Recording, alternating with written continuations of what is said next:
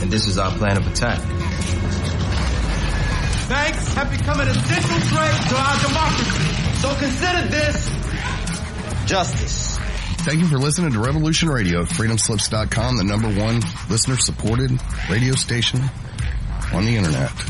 Please help support this station so this battle can continue forward. Revolution Radio!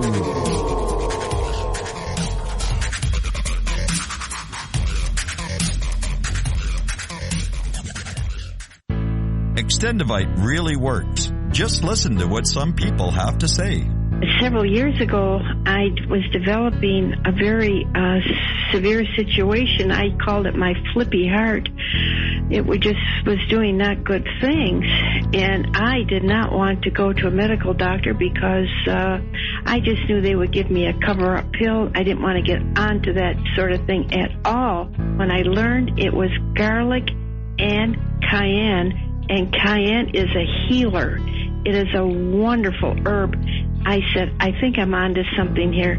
I'll tell you, I wouldn't be without it. It did wonderful things for me. Extendivite is only $69.95 for a 2-month supply of either capsules or liquid. Call now. That's 1-877-928-8822 or visit heartdrop.com. Extend your life with Extendivite. The opinions expressed on this radio station, its programs, and its website by the hosts, guests, and call-in listeners or chatters are solely the opinions of the original source who expressed them. They do not necessarily represent the opinions of Revolution Radio and freedomslips.com, its staff, or affiliates.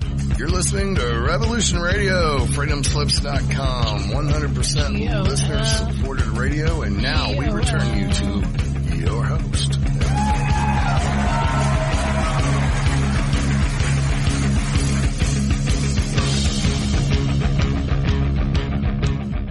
Insanity runs in my family. Practically gallops. No stems, no seeds that you don't need. Acapulco Gold is.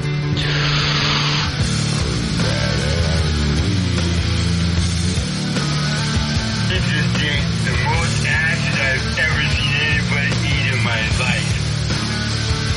Wow, man. Fire it up, Holmes! Why don't you get a job, Spicoli? What for? You need money. All I need are some tasty waves, cool buzz, and I'm fine.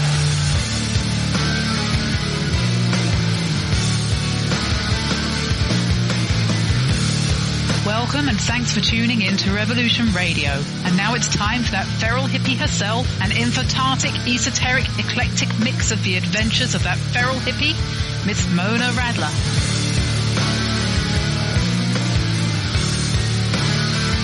What are you people? On dope?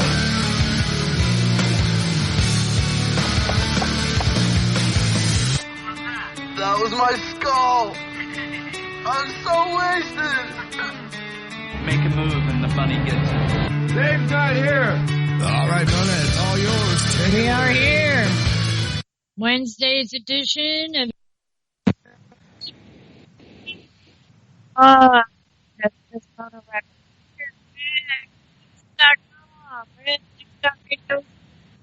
CosmicReality.net.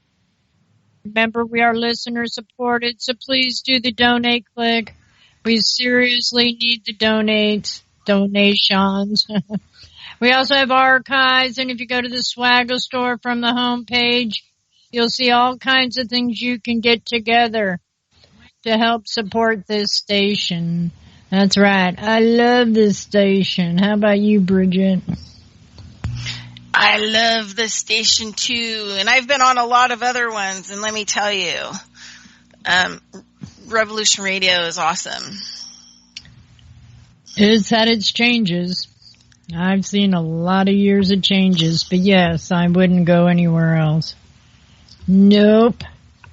Well, Miss Bridgette does also have a show here on Saturdays from 1 to 3, Studio A, Eastern Standard Time. So you had some things you wanted to say, because it's been one of those weeks for you. Yeah, well, I think it's just, there's just a lot of stuff that's going on that people, it's kind of crazy. A lot of people are not paying any kind of attention. It's been interesting, too, because I've posted stuff on Facebook, because I'm getting ready to leave Facebook. I've kind of been working on getting social media on Discord and, all that, getting that set up. And then I've got social media on Frega, and so I'm just kind of going to leave Facebook. The thing is, Facebook makes tons of money off of everything that everybody posts. Oh, that's interesting. Yeah, so that's why they get advertising and all this other stuff. So they make huge amounts of money on everything that everybody posts on there, right? So they've kind of turned it into equity. And then they sell advertising, on top of it all. So Discord, doesn't do any of that. Nobody gets paid for what you're posting or what your feed is. And then on Frega World, soon you're going to get paid for everything that you post. It's going to come back into the community and everybody will get a share of it in cryptocurrency. So I'm just trying to make an effort that, if I am posting it, somebody else isn't making a ton of money off of it. And if, possible that, you could get paid for what you're posting, your information and putting it out there. Well, doesn't it have to be an original if you're posting somebody else's? Does that really count? Yeah, Facebook actually uses all of it as I was talking about the new Discord that you were talking about. Oh yeah, Discord you don't get paid for at all. Oh, okay. It's kind of like underground media. Where a lot of people post, whatever they want to post, and they never get really taken. There's nobody that polices them or takes them down. So it could be made. So anybody could have smut on there, and it wouldn't matter. Yep. Oh no. Well, a lot of people that are on Discord don't have that, but periodically they'll get a troll that will post something like that, and usually all of the communities get together and get rid of that person off Discord. So it's it's really good because everybody works together to make sure that the trolls aren't posting that kind of stuff. Well, that's neat. That's a way to have a say. Yeah, so it's kind of a good thing. It's a really good thing.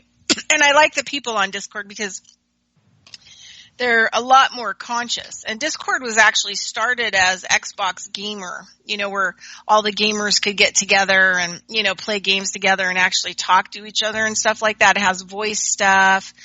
And then it has I just created a server, and then I have multiple, rooms from voice room to, text room only where I can post stuff. I can post stuff publicly or privately, depending on how I set up each room. Right. So it's kind of a cool thing. Lenny got involved with it, and then I'd have to go on Discord in order for, to be on Steemit Radio, STEEMIT. So, so then I just kind of started learning Discord, and then I just really started liking the people a lot more than Facebook people. Sorry, Facebook people, but. No, I agree. They shouldn't have the right and the privilege, but I've been an artist all my life, and when I would sell a piece, they would pay me just one price and make how much money off of it. Mm-hmm. So yeah,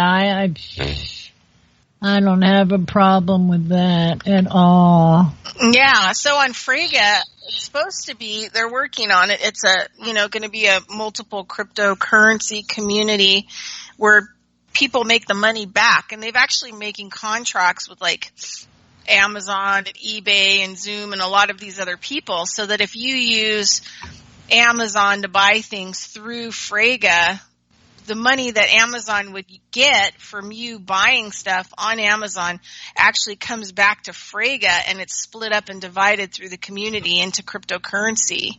And you can decide what kind of cryptocurrency you want to be involved in and all this other stuff. And then eventually on the feed, Frega Hub, which is kind of cool. It's, they're just getting all their technology together, and building the whole site. And then what'll happen is I think it'll be something like every time somebody, looks at your post, opens it up in Frege, you'll get like $2 of cryptocurrency. Oh. Well, it sounds good to me. Yeah, so not anyway. that I think I'll do it, but yeah. Yeah, but the thing is, like, I'm just looking into alternatives. Like, I'm just really trying to make sure, like on my end personally, that I'm not being used as a vessel for other people to make any kind of money, any way, shape, or form, without my consent. Oh yeah, I don't blame you. All of life has been getting stolen from us. We've had no facts of reality about our efforts that got created. Mm-hmm. And it's like, yeah, well, hey, except we're being accused of the ones making all the global warming. You see my quotation marks?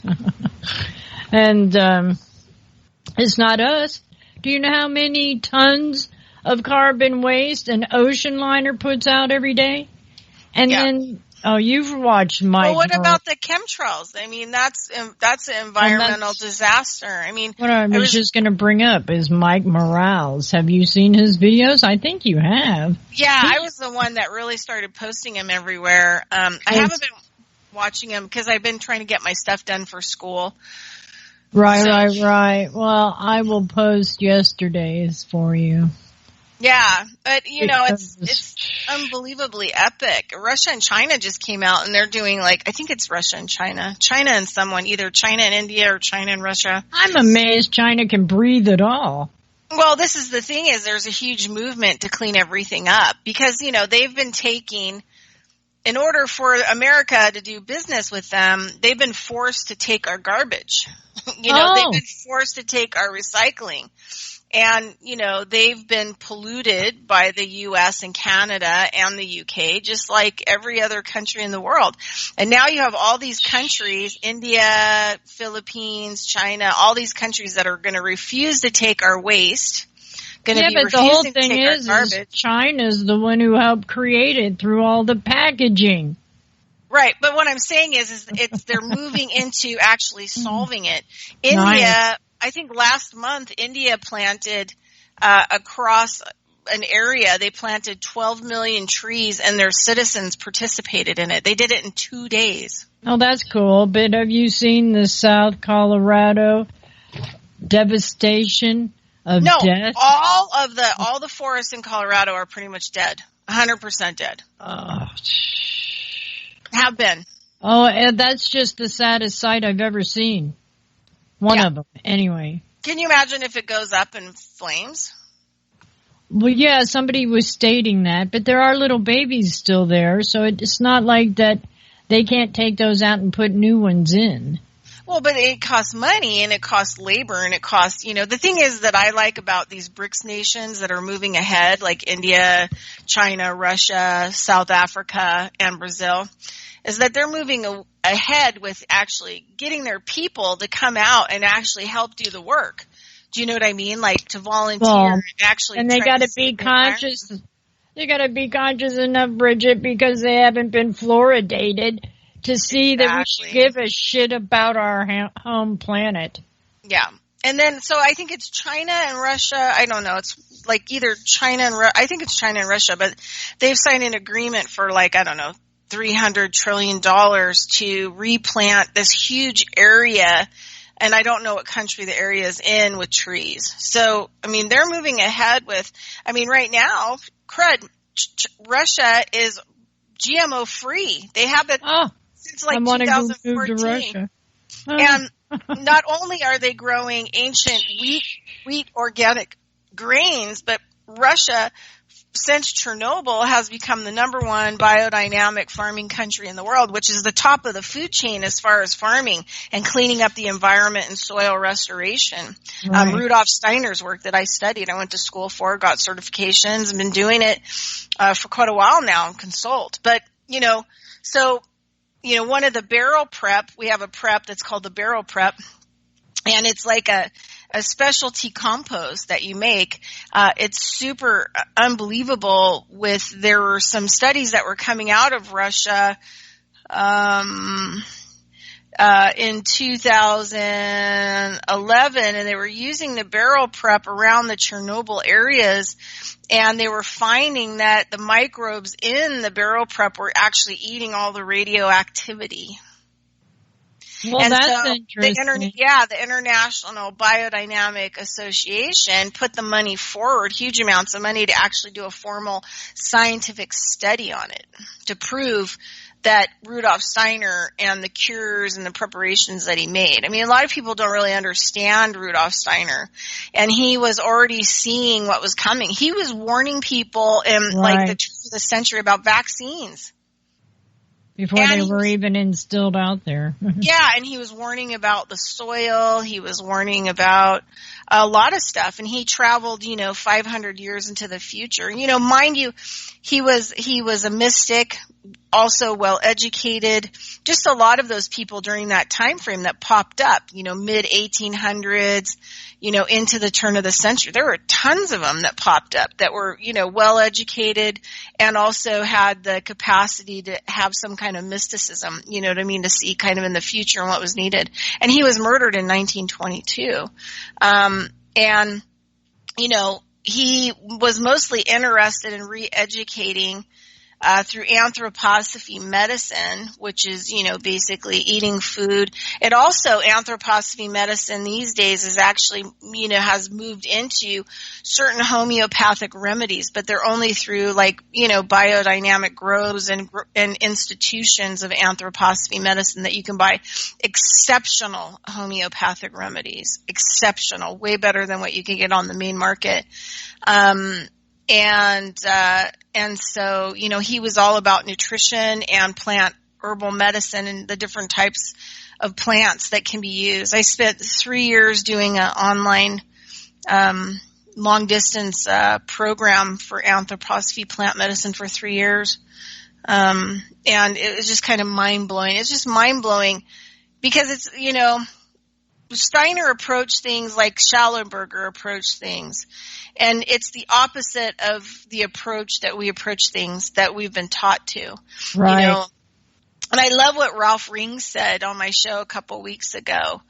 We were talking about Schallenberger's work because Ralph was involved in a lot of that, and he was involved with Carr, who was the apprentice of Nikola Tesla. Is that the husband and wife that came on about Paradise Fires? Yeah, they were a cute couple. They're super cute. Ralph actually helped build a UFO that Carr and him and another apprentice flew.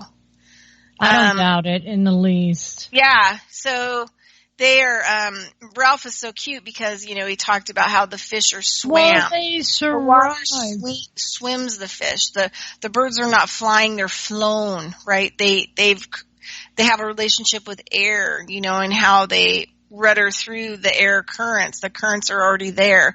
And then at the end of the show, he talked about how, humans, we need to be lived. We're not living or making a living, but we have to be lived. We have to allow everything to live us, right? Right. Well, I think that's a great way to put it. Yeah.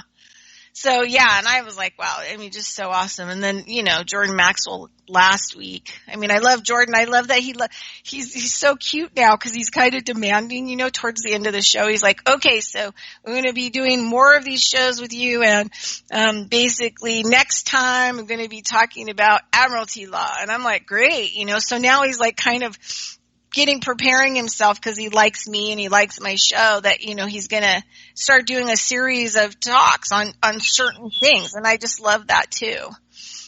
And last week, Jordan was talking about, how the word Congress is sex. That's what the actual meaning of it is. And it finally made sense to me why Congress does all the stuff that it does, because it's all about our biological function. Chemistry, it's the chemical industries, the medical industries.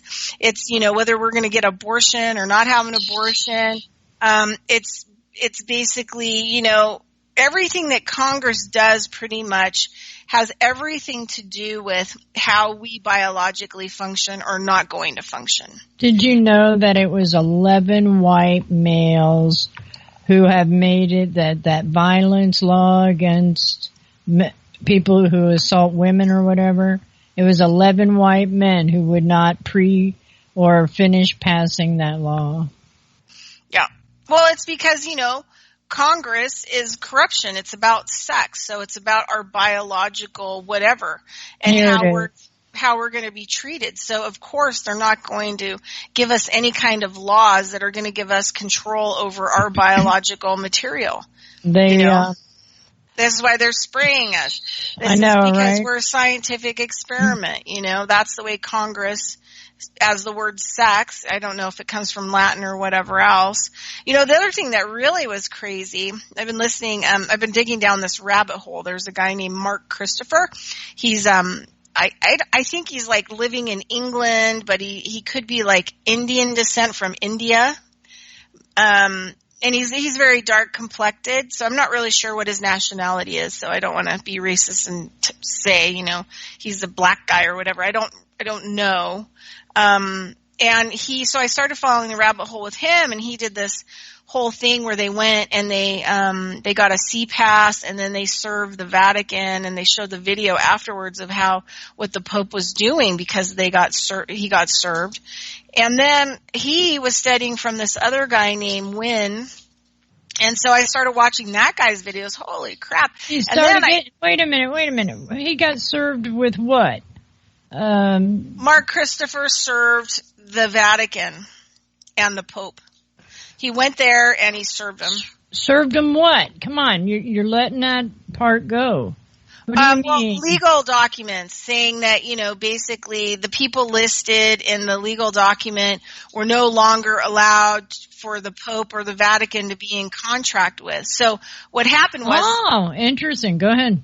Yeah, so the Pope, it turns out that the Pope's ring, right, so these would have been the seal, right, so the seal. So we can go back to the Solomon seal. Oh, well, what was that? People don't know what a seal is. It was a ring, right? Yes, an imprint to put the wax on the paper because they didn't have envelopes. But these seals also had magical principles where things could be locked up energetically, right? Right. Like not accessible to the public. So they have like kind of a magic, presence that also goes along with them. Well, the Pope has a ring, and so people know, they come from all over, the world, because the Vatican has been the top banking cartel in the world.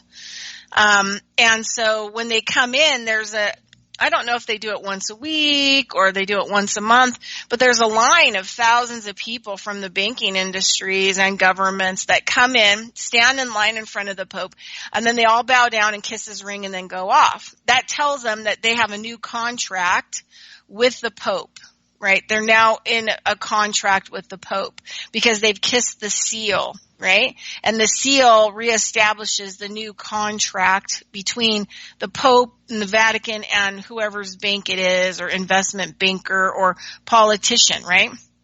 So they get, a percentage of the money, and they're involved in the criminal activity, and they sell their soul.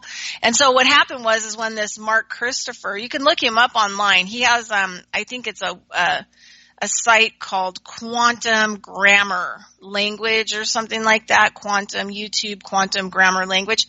He has some interesting stuff on there, and he's learning, as he goes, he's studying the Wynn guy's paperwork. That's really freaking mind blowing. But we'll get to the Russell guy, who's like blows the lid off of anything that you could ever possibly imagine. But anyway, so after they served the Vatican, and somebody was actually filming the Pope, doing the ring thing with the line of people. And the Pope actually knew who was listed in that legal contract. And so when they'd approach him, he'd have to cover the ring and not allow him to kiss it. And then they'd be moved away because they're not allowed to be in contract with him anymore. And there was very few that would come in and kiss the ring that weren't mentioned in the legal document, but very few. So it forced the Pope to be out of contract with a whole bunch of these banks and politicians in the world. And then it was shown on video what happened.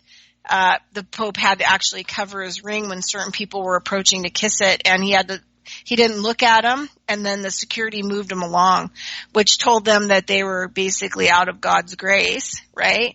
And that you're on your own and you're not in contract with the Vatican anymore, and you're FUCK'd. You did. Yeah, right? Yeah. Interesting. So these people in this group have just been crazy. So there's this unbelievable. So there's this guy named, and you'd have to go, hey, over here. So you'd have to go look at it. I mean, because it's so mind-boggling about how, another rabbit hole of the syntax of the word of the law, has been used. And so I recommend highly that people go and look at these videos.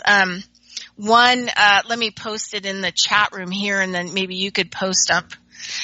But anyway, so they're talking about how this Russell J. Gould, mind you, they did kidnap him, they did arrest him, he was tortured, several times. It's surprising he's still alive, and he's probably one of the most powerful people in the world now, because he's actually legally taken the whole operation away from everybody, and he's trying to really free people, to people to do the paperwork, the C-passes, to be involved with a new legal paradigm. Because, he could do it all, but it takes free will of everybody deciding to be involved with what he's done and participate in it, right? Because that's really what matters.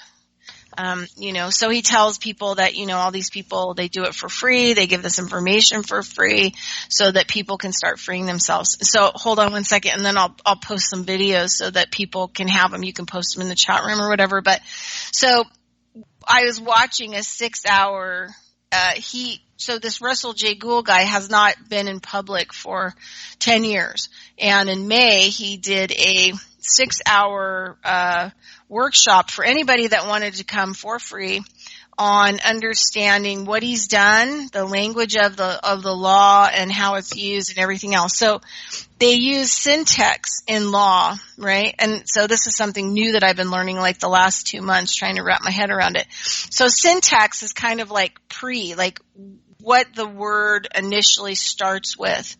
And almost every pre-part is no, right? Equals the word no.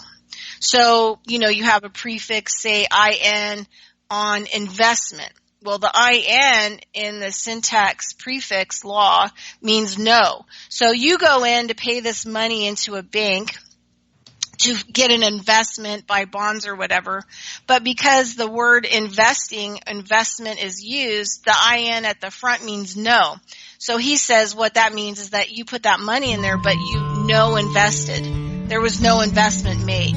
So this is how they can steal the money, right?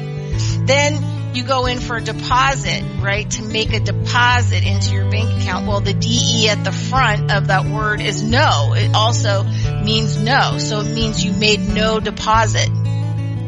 And then if you ask the bank for a receipt, the RE at the beginning of the word receipt means no, which means that there was no receipt given. So this is why, if you're trying, people commit identity fraud out of your bank account, why it's so epic and enduring and long-term is because the bank took in no deposit for your account, so there was really no money in there. So if somebody stole it, it was like no big deal. And the receipt they gave you was no receipt legally in legal terms, so you can't use the receipt as proof. Do you have any other proof? Hello, all you good-looking people out there. That you actually put money into that bank account. I invite you to join me Thursday. He's talking about the whole thing. It's just so unbelievable. It just blows. Let me just say, it just blows the whole. It just blows everything out of the water. So hold on, let me go and see if I can. I've got them saved. I've got these little videos saved on my YouTube channel. I grab pictures. We probably just are talking through the break anyway. So join me Thursday evenings. 6 o'clock. Yeah, we're just going to break, so I'm out of here. I'll be right back. Okay? Be right back.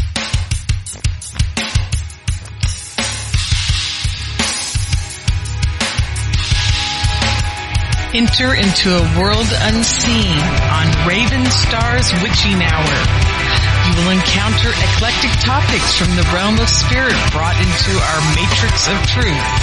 With your host, the Solaris Blue Raven. Solaris will bring you an array of unique guests covering topics from ghostly spirits to amazing anomalies, covert technology, UFOs, and shadowy global events. And that's right here, Revolution Radio, freedomslips.com, Saturdays, midnight till 2 a.m. Eastern Time. Revolution Radio, where information never sleeps.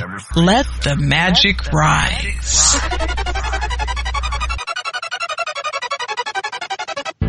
Extendivite really works. Just listen to what some people have to say. Several years ago, I was developing a very severe situation. I called it my flippy heart. It was doing not good things, and I did not want to go to a medical doctor because I just knew they would give me a cover-up pill. I didn't want to get onto that sort of thing at all. When I learned it was garlic and cayenne is a healer. It is a wonderful herb. I said, I think I'm onto something here. I'll tell you, I wouldn't be without it. It did wonderful things for me. Extendivite is only $69.95 for a 2-month supply of either capsules or liquid. Call now. That's 1-877-928-8822 or visit heartdrop.com. Extend your life with Extendivite. The opinions expressed on this radio station, its programs, and its website by the hosts, guests, and call-in listeners or chatters are solely the opinions of the original source who expressed them. They do not necessarily represent the opinions of Revolution Radio and freedomslips.com, its staff, or affiliates. You're listening to Revolution Radio, freedomslips.com, 100% listener-supported radio, and now we return you to your host.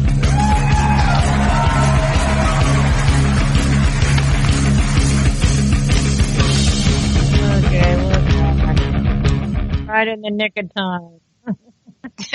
Right in the nick of time. Okay, so I posted them in the chat room with us for the radio show.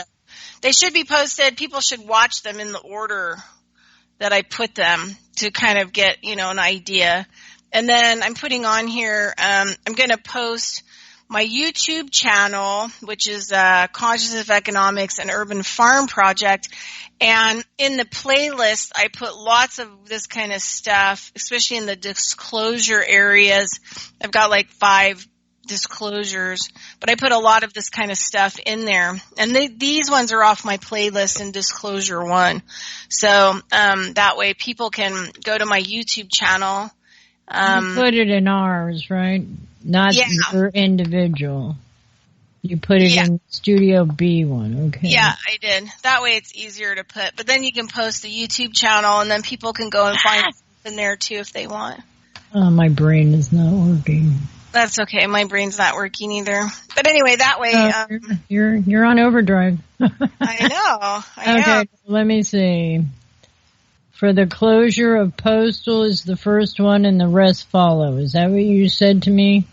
Yeah, for the closure of Postal is first, then the War Castles is second, and then the Directors Party is the 6-hour lecture of Russell J. Gould, who came back after 10 years of teaching the public about what he's done.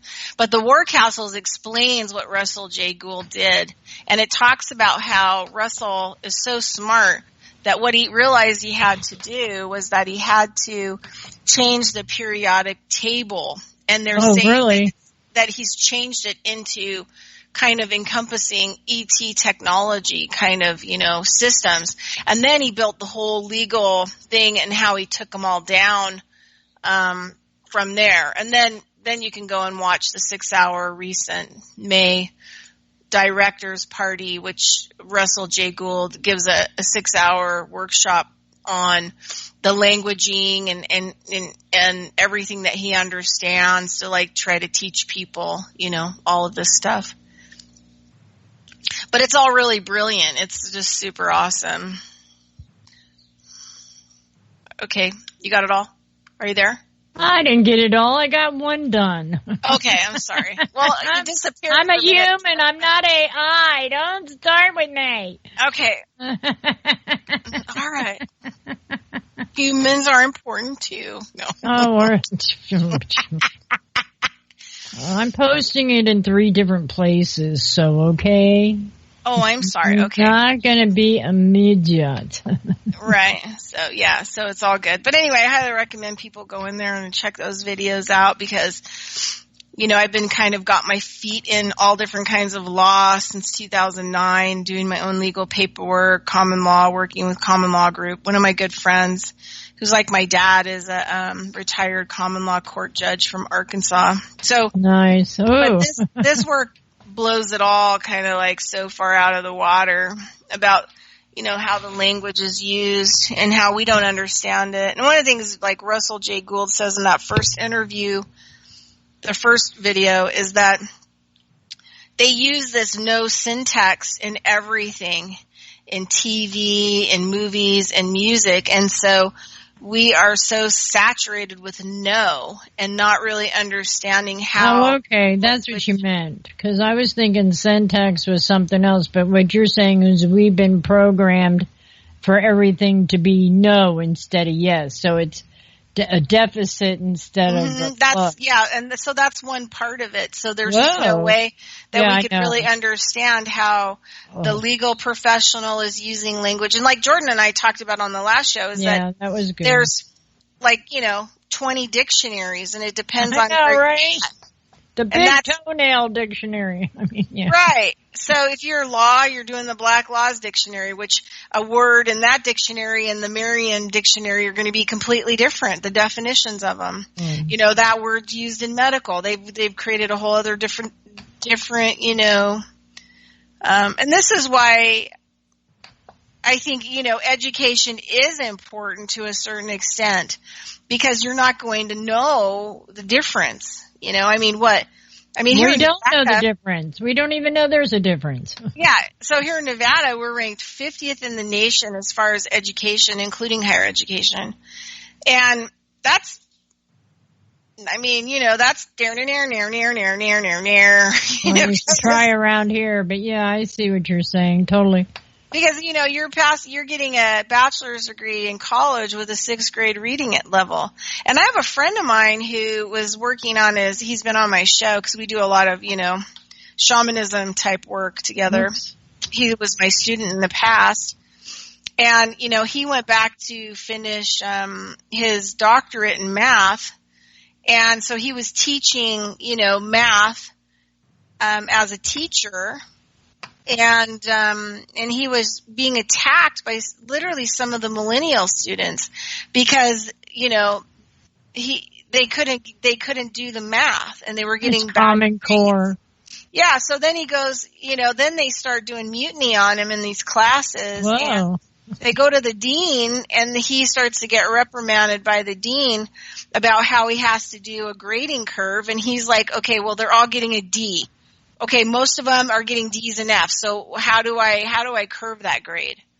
You know, there's nobody getting a higher grade than that. And he said most of them are getting F's. And you know, even if he did a grading curve on it, there's still nobody's going to make a C. There's just no possible way that's going to happen as a passing grade. Common sense has been taught out with Common Core. It's really sad. So even the college level, I mean, these people they're not prepared because they're being passed and given degrees that they shouldn't be given degrees to go out into the labor force. Yeah, like doctors and pharmacists. Yeah, doctors. Hello. And medical researchers, you know, and like, yeah.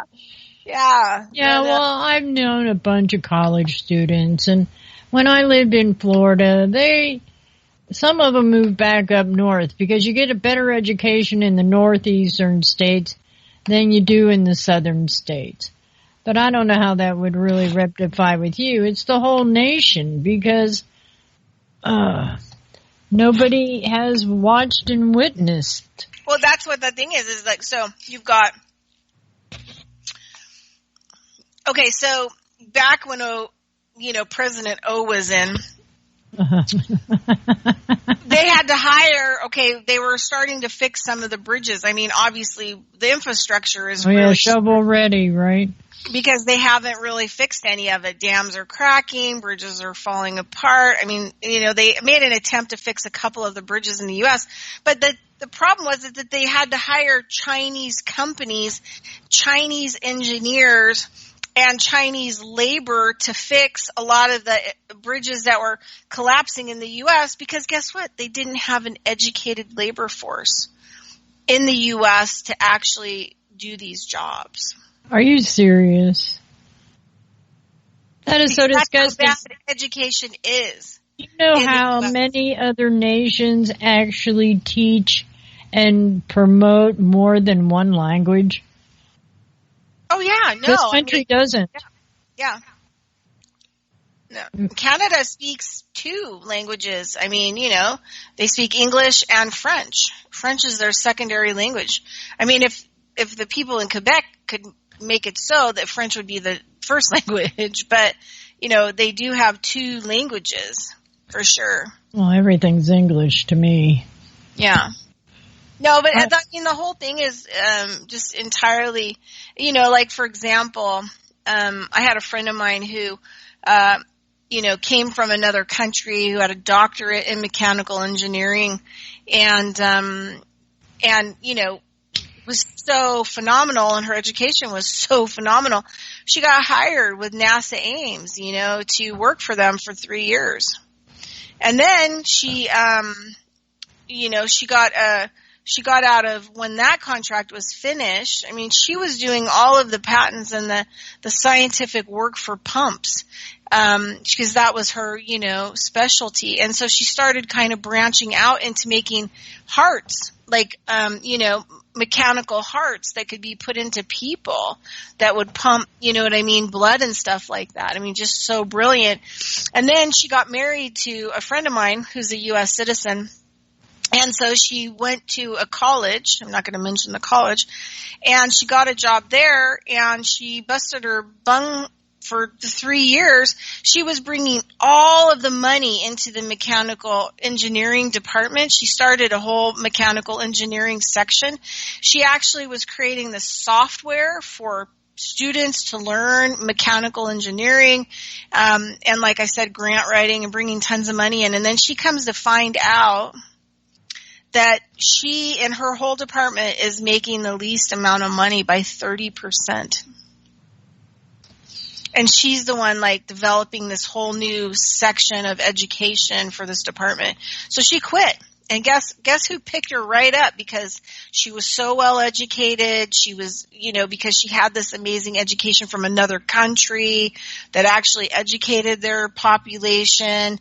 And a big major software company picked her up, and now she does all the patents for that company, and she travels around all the world, and she speaks and lectures, and I mean, she's, amazing. But, think about for her, there's so many job openings across the board that she could get hired for when they're not hiring U.S. citizens because, the ignorance level. Yeah, because even though they have education in this, it's not that good. That is just really utterly disgusting. It is. And what's even more disgusting is, like, in those other countries, people get that education for free as a part of being a citizen. Right, because that's... And here, they get a crappy, terrible education, and they have to pay back $400,000 in loans. Oh, I know. My daughter's part of that. She was getting her capstone at Tulane University. Yep. Right when Katrina hit. Went all the way 3 stories up to her dorm, and she had her children and everything there. So, yeah, it was an interesting time. And they tried to come after me to pay her student loans. Yeah. She's been in Africa how long? Quite a while, actually. 15 years, maybe more. No, about 15, I guess. Yeah. So, America's like, has been an island. It's becoming a desolated island. It's, what's going to happen. The other thing, too, is like, just shocked. There's been like 6 major trucking companies that have closed their doors. And a lot of it has to do with what they're not talking about, which has to do with the food. There's no food for them to transport. Well, not just that, there's another new listing of how many major manufacturers are closing. 1,200 stores. Well, there's also retail stores. They're going to close another 1,200 from all different chains across the U.S. by the end of the year. So people, if you aren't self-sufficient, guess what? You better stock up effing now. You better get at least a 6-month food supply, and that means breakfast, lunch, and dinner for everybody that's in your house. No, the rest of them, I have my, no, I'll take care of them if they thought they could get a hold of mine. If they don't want to listen to me, then fine, but don't you tread on me, bitch. Kind of thing. And you might want to get some water purifiers in case you have to travel out to your local, duck ass pond water and have to, get that water to bring back to your house. You might want to have some water purifiers to purify that. There are a lot of companies that make third world, water purifiers. Yes. Get a Life Straw. They're like $25. You can get them at like Cabela's, Sportsman Warehouse, and they will save your life. You literally put the sucker in the worst possible water, and it will clean it 99%. I mean, if you're even more scared, bring a big bucket of that gross-ass water back to wherever you're at, and then boil it, and then drink it with your Life Straw. Gee, all I could think of is I'd need a wagon. In fact, oh my gosh.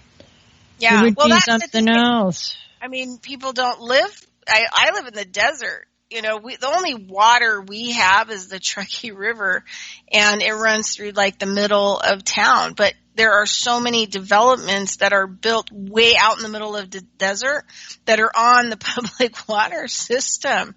They're not even on wells. And if they were on wells, it's all electric. So if the electric system goes down because, nobody's going to have water then.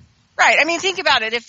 Well, it looks like the U.S. dollar, it looks like all the banks in the world are going to collapse. I don't know if it's going to be salvaged in time, but I mean, there was like this major event happened on Friday, that people should know about. So I'm not going to name names. So I'm going to hint. I'm going to hint at, I've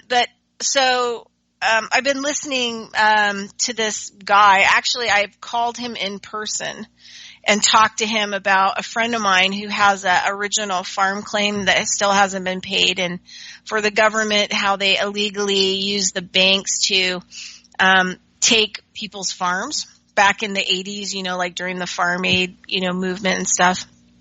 And so he was part of the farm claims, which were they won in basically the highest courts these claims against the governments and the banks as, getting money back, and they've never been paid out. And my friend has a claim for $24 million because basically what happened is that his farm, before the 80s was taken by the bank illegally, and there were 7 children and the mother. And because of everything that happened, the father ended up committing suicide. So they lost their father. They lost their ability to feed themselves, to make money. They lost their farm and their home. And so they ended up winning there were a lot of people that were involved in these farm claims that are like 20 and 30 years old. So I had called this guy because he deals with a lot of this kind of stuff. He had been in the government like way, way back. We're talking 40, 50 years.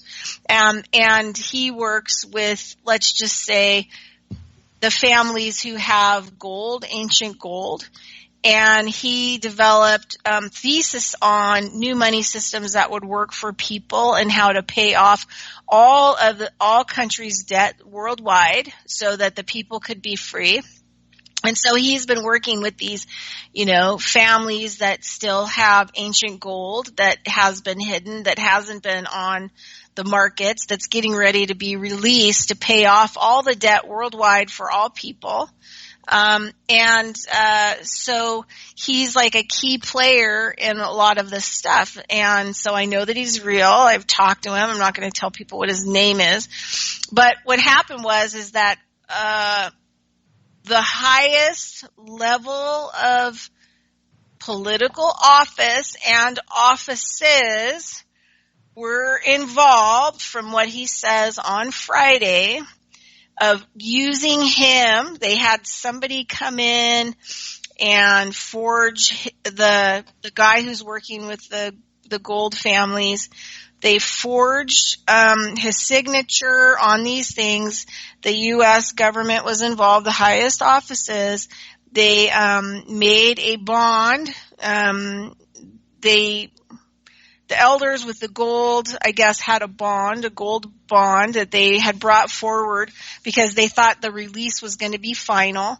And the U.S. and all of their corrupt politicians actually had this fake guy posing as this other guy and had him sign off on all the paperwork and the bonds. And they proceeded to steal the money that would have been for the people to pay off the Federal Reserve debt and all of the other debt that the citizens in America are under.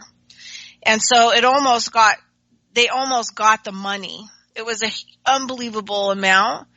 And then it was caught at the last minute. But now all of the people in the highest offices of the U.S. government have committed treason and fraud, and it's documented.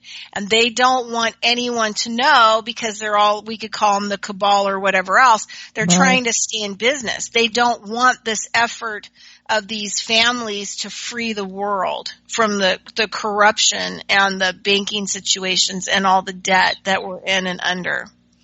So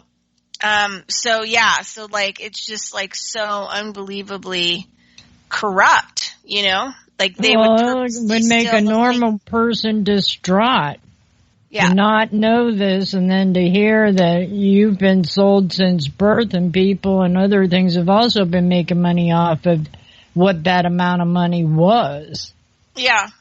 Yeah. So, I mean, this is the thing is you have, like Jordan Maxwell said, you work for these people your whole life and you're given bills as payment. Because basically the dollar bill, the $20 bill, your paycheck is a bill. It is not money. It is a bill. And so you're given debt, a bill, to pay your debt, right? And so no wonder at the end of it you don't have anything. And they give you like this teeny little amount in a pension if you're willing to play. I mean, if you become sovereign and you move out of the system, you're not entitled to pension benefits. Well, because a lot of these people have done that and they're not entitled to those benefits because you have to be a slave. You have to have your birth registration, which is your birth certificate, in order to get that money. And so you're never going to be free from the system. So, you know, this is why there is no money. It's all debt money, which is a bill, and you're paying. And I just started laughing when Jordan said that. You're using a bill. They're paying you in debt in a bill, and then you're using a debt and a bill instrument to pay your debt and your bills. And so there's no real money being accumulated. So what the hell can you expect when you retire?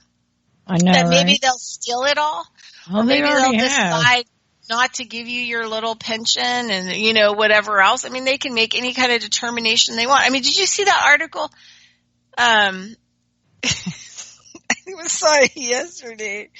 You posted it on Facebook where if you're mentally ill, and you decide that you're not going to eat, that they're not going to even try to feed you, that by law, they can just let you starve to death and die.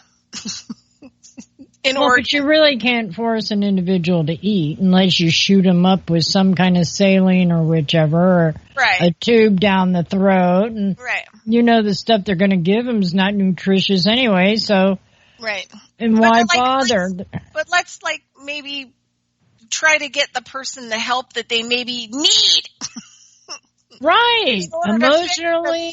The depression or whatever else. Exactly. Set them outside under the tree, burn some incense, play some music. I mean, that's what's so denied us to even be ourselves as human beings. Yeah. Instead of helping them to starve themselves to death. I mean, let's just find out what the main problem is and see if we can sort it out, instead of. But some can't be helped, Bridgette, no matter how hard you try. I get that. No, I had a friend of mine. This is a super great story. I had a friend of mine named Thomas, and he was an Inuit Indian native and lived up in Canada. And he went to school and became a forensic psychiatrist, and he worked in the maximum security prisons in Canada. Oh. And he was a really good friend of mine. I think he died I don't know, it could be 15 years ago now, maybe. Anyway, yeah, it was a while ago. I would say, yeah, something around there. But anyway, he was really interesting. I used to travel to Canada a lot, and so he ended up becoming this really amazing astrologer, and he did royal families and, people high up the chain, their astrology charts and stuff like that, after he retired from being a forensic psychiatrist. And so he went to school to become a forensic psychiatrist. He started working, and because of his native mind, he wanted to figure out how he could help. He knew that a lot of these serial killers and people who committed these crimes were never going to get out of jail, but, he wanted to help them to heal, to cathartic, right, to try to connect themselves with the acts that they've committed in order to be able to heal, while they were in there, for their own soul, let's just say. And so he said for 20 Okay, we're going to be heading up to the top of the hour break, Bridgette. Okay. So right. For now, I am just going to say we shall be back when it comes on serial killers. That's so scary. Yeah, but it is. It's all an unbalance of what's going on in life. I mean, we've devitalized so much that we don't even have to. Oh, I'm going to get this diet soda. Oh, let's eat this white bread. Oh, let's breathe in these chemicals that they say are healthy and safe for us, All right. We'll be right back. Okay.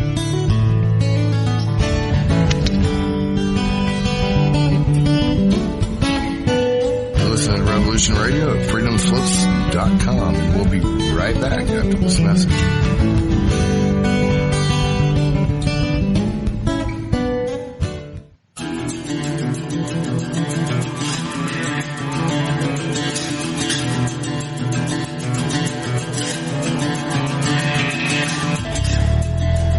Travels to Earth through the rainbow crystal bubbles from the furthest reaches of space and time, across the dimensions, through the elements, and in harmony with the colors of the universe. Through her mastery of abstract stream of consciousness malapropisms, she weaves a web of comic, satiric, cosmic conversation. Her subjects can range from Norman, the goose next door, to astrology and earth changes and into the deep recesses of the soul matrix. She holds a wealth of knowledge on herbs, plants, and astrology. Join Mona and her guests on Adventures of a Feral Hippie as she touches the earthly radio waves 5 days a week at 2 p.m. Monday to Friday on Studio B at Revolution Radio.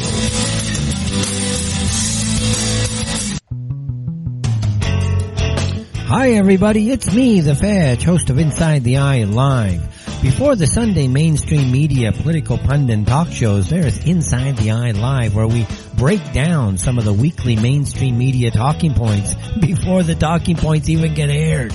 Add in some entertaining stories, weather, cats, intriguing and informative guests, and you get one of the most listened to Saturday morning streaming media political talk shows going today. And it's all right here on our flagship station, Revolution Radio at freedomslips.com. So join me, The Fetch, for Inside the Eye Live every Saturday morning at 10 o'clock a.m. Eastern. It is truly intelligent media for the politically aware.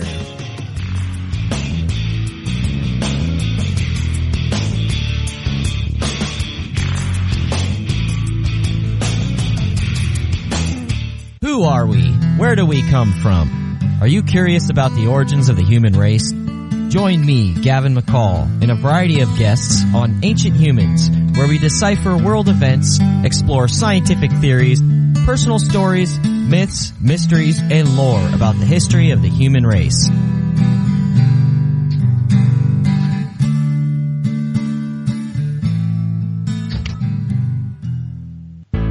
Extendivite really works. Just listen to what some people have to say. Several years ago, I was developing a very severe situation. I called it my flippy heart. It just was doing not good things, and I did not want to go to a medical doctor because I just knew they would give me a cover-up pill. I didn't want to get onto that sort of thing at all. When I learned it was garlic and cayenne is a healer. It is a wonderful herb. I said, I think I'm onto something here. I'll tell you, I wouldn't be without it. It did wonderful things for me. Extendivite is only $69.95 for a 2-month supply of either capsules or liquid. Call now. That's 1-877-928-8822 or visit heartdrop.com. Extend your life with Extendivite. The opinions expressed on this radio station, its programs, and its website by the hosts, guests, and call-in listeners or chatters are solely the opinions of the original source who expressed them. They do not necessarily represent the opinions of Revolution Radio and FreedomSlips.com, its staff, or affiliates. You're listening to Revolution Radio, FreedomSlips.com, 100% listener-supported radio, and now we return you to your host.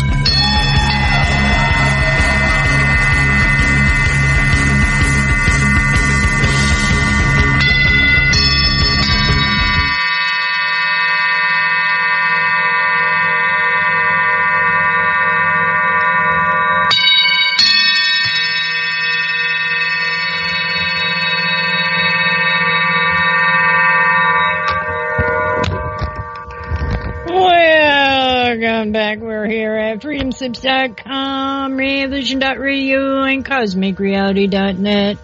Remember, we're listener supported, so please come to the homepage, check it all out, do the archives, get an ad like Bridgette did, and get your words out there. That's right.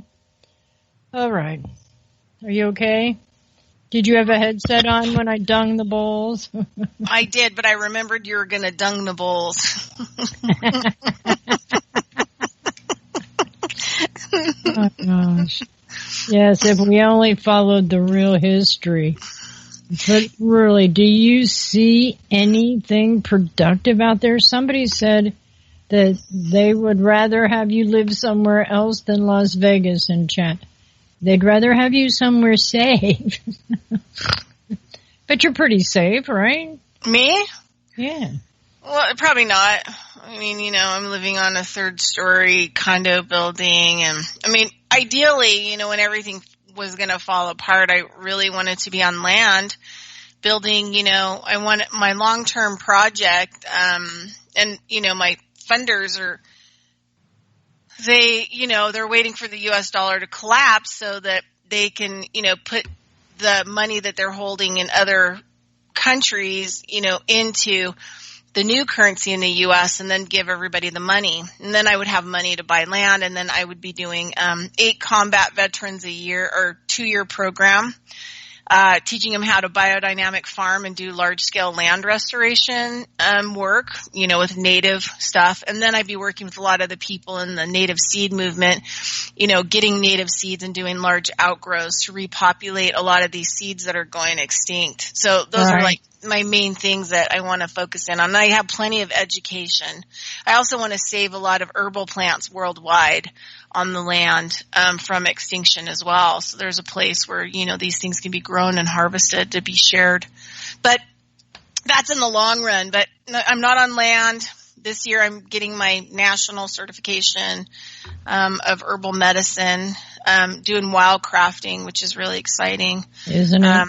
The thing is, every time I go out to these different locations along the river, and so I'm watching the processes of how everything kind of grows together, kind of on a deeper level. And it's funny because a lot of these plants are like, jumping up and like waving at me and, are leading me to the other ones that I'm going to need to harvest. I'm going to be doing Teetsel. Teetsel is a really trippy plant. Like if you walked up to it or touched it, you would think it was like evil. It was going to kill you.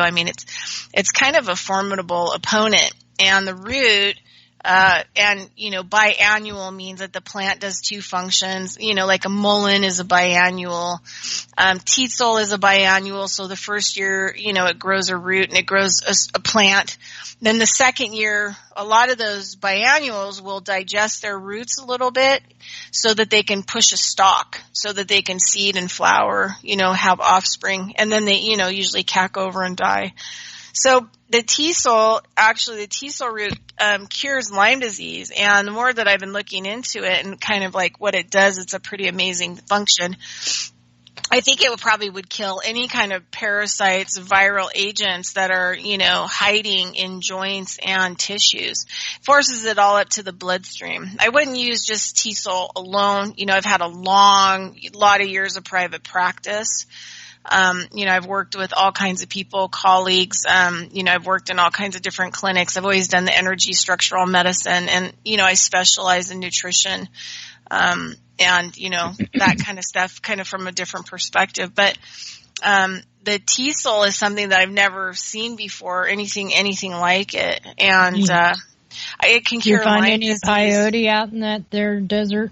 No, I haven't seen any of that. But I've been told by a native friend of mine that there's some, native, tobacco growing up there, way up on the mountains in the desert. But, the thing is, like, you just go. But the teasel also, the flower can be used as a Bach flower remedy.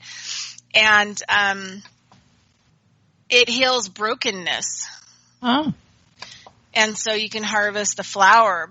So I'm excited about the teasel. I've harvested all kinds of different plants over the summer. But anyway, going back to Thomas from Canada, the forensic, when I met him, when I was going to Canada and traveling, and he was doing astrology charts, this is after he had retired from the prison system. And I was going through a period in my private practice where I really had to start evaluating people, and I didn't want to do this. I wanted to have this naive belief system that everybody could be healed, mentally, emotionally, physically, and spiritually in my private practice. But I was bumping up against some stuff. And I was getting a lot of people who were really mentally ill because they kind of frequented kind of more of the metaphysical communities where a lot of the alternative medicine was hiding, people like myself. And I had to kind of I ended up working with a psychiatrist, some medical doctors, and some psychologists that would send me patients under the radar for the work that I did so that I could help them and we could all collaborate and work together to really help people get well. And so I had to really start learning that there were some people that kind of were broken. And I was having a really hard time identifying which ones I really needed to send on to get other help. You know what I mean? And having people that I was collaborating with in my medical community. So I was more kind of in the medical communities before I was like fully, even though I was doing everything alternatively in my practice. Now I'm like, I'm pretty sure these days I wouldn't collaborate with anyone who is medically licensed at all. Those days with me are over. But anyway, so when I went to go have some charts done by Thomas this one year when I was up in Canada, I started talking to him about a lot of it. And he started telling me the story about, he was a native guy, went to school, got a PhD, became a forensic psychiatrist. For the first 25 years that he was in the prison system, he was trying to heal people. He was doing all kinds of stuff. He was doing like sound healing. So whenever they'd have their private sessions with him once a week, he was doing therapies on him that were alternative, Right. He was doing like sound healing on them. He said for a while he was trying to stimulate their pituitary. So people out there, you can do a lot of amazing healing with foot baths, right? Just making yourself a foot bath with like essential oils. I've even gone so far as putting like liquid magnesium in there. Sometimes why not? Fruit, ginger, Epsom salt. And you heat it up and the smell, wafts up. But those foot baths actually stimulate your pituitary, which is your master gland, which helps your hormones and everything kick in a positive way to help heal your body. So he was using these foot baths, then he was learned reflexology, and he would give them a reflexology treatment. And he's just trying to get them to heal, to connect themselves to their parts of their self so that they could actually heal, even though he knew that it wouldn't help them to get out of prison. I mean, they're there for life. Well, it's unconditional love and Yeah, That but was what he found was that nothing worked on these people. Because they're psychopaths. Well, because 25 years in, he started doing astrology. You know, somebody said, hey, have you ever tried to do astrology on these people? And so he'd get their birth information, he'd run charts on them. And this is how he learned how to be this amazing astrologer. And what he found was, and one of the things that he told me, he said, Bridgette, I took it personally for 25 years, tried to find, like yourself, you have all these certifications and everything else, you've gone past the point of any human to heal another human. And nothing works. And he said it's because their eggs are scrambled from the time they're born. He called it their planets are scrambled. And he said, so there's just nothing. The moment they were born and they took their first breath, their planets were a mess. Their planets were scrambled. And so it set them up to be scrambled for the whole course of their life. They never were going to have the ability to heal. They never have the ability to be straightened out or be right. And he said, we could say, is it karmic? Is it, reincarnation? He said the problem is programming. Right. It said the problem is none of that really matters because we're living in the present moment. In the present moment, they were born with planets that were scrambled. And so they were never, ever going to be right in any way, shape, or condition. It wouldn't have mattered what food you gave them, what kind of environment you gave them to live in. They would have been cracked and scrambled eggs from the very get-go. So it really helped me having a mentor. That really cancels out the spirit's full intent of power for thyself. Well, but then you think about, throw something out there. I'll throw some doody out there for listeners. Sorry. If you're more scientific, this part might not be for you. There you go. Disclaimer. All right. But okay, so then you look at information, that,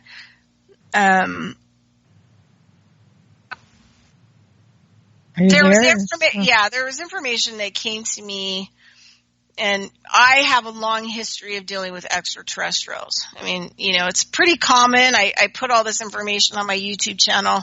I try to deal with other people in UFO fields, and they, ignore me, don't want to talk to me because they don't really like the information that I put out about my experiences and communications and, and I've had lots of experiences with lots of different extraterrestrials. And one of the things that they talk about what's happened over, I think maybe the last 40,000 years in particular, when things really, they needed to harvest energy bodies, right, in order to put them into biological suits here. So there's a whole extraterrestrial race that actually does this, that goes out into the universe, and they will actually kidnap people from other planets. And there are planets that if you can't get along and you can't work in a community and you can't work for the whole, you know what I mean, in a good way, something we don't know anything about on this planet, but you work together. The hive syndrome, give it a break, Bridgette. So, but if you can't get along and you want to be like the black sheep or whatever else, and these planets are really good planets, they benefit everybody on the planet, then what they do is they will allow certain races to take you off the planet because they know if you reincarnate or you take another body, you're still going to have the same attitude. Oh my God, oh my gosh. So they haven't been picking them up recently, have they? Well, but what happened is that the extraterrestrials say the energy bodies are the spirits that have been harvested, from other places that have been put here. In some cases, were prisoners in other planets where they had done really bad crimes.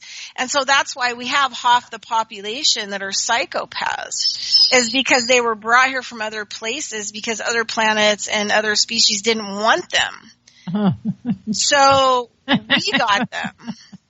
So then you add on, all the other genetic stuff. Like you could talk about Cain and Abel, the mark of Cain. I call it the Inky Binky show, actually. Right. But Cain and Abel, Cain has a lot more offspring than Abel because Cain killed Abel.